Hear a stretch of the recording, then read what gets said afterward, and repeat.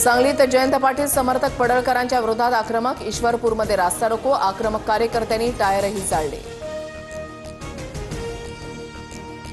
मुख्यमंत्री फडणवीसांकडून गोपीचंद पडळकरांना समज, भविष्यामध्ये चांगला नेता व्हायचं असल्यास अशा प्रकारची विधानं करणं योग्य नाही, फडणवीसांचा पडळकरांना सल्ला। जयंत पाटील भाजपमध्ये यायला तयार नसल्यानं त्यांचा बाप काढण्याचा प्रयत्न, संजय राऊतांचा आरोप। नवरात्रोत्सवात गरबा फक्त हिंदूंसाठी, मुस्लिमांना प्रवेश देऊ नका, आधार कार्ड बघून गरब्यामध्ये प्रवेश द्यावा, विश्व हिंदू परिषदेच्या नागपुरातील गरबा आयोजकांना सूचना।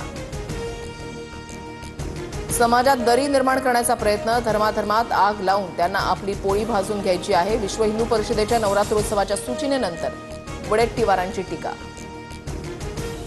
पंतप्रधान मोदींच्या हस्ते आज सागरी क्षेत्राशी संबंधित विकास कामांचं उद्घाटन आणि लोकार्पण।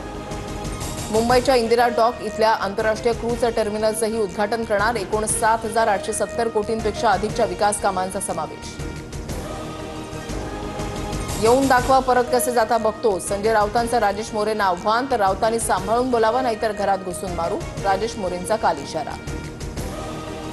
बीडमध्ये 28 सप्टेंबरला ओबीसी महारॅली, मंत्री छगन भुजबळांची घोषणा, आवश्यकता वाटल्यास मुंबई काय दिल्लीतही मोर्चे काढू, भुजबळांचं जरांगेंना आव्हान। मंत्रिमंडळामध्ये भूमिका मांडून भुजबळांनी मराठा आरक्षणाचा जीआर रद्द करून घ्यावा, भुजबळ बाहेर का बोलतात, मंत्रिमंडळामध्ये का बोलत नाहीत, वडेट्टीवारांची टीका।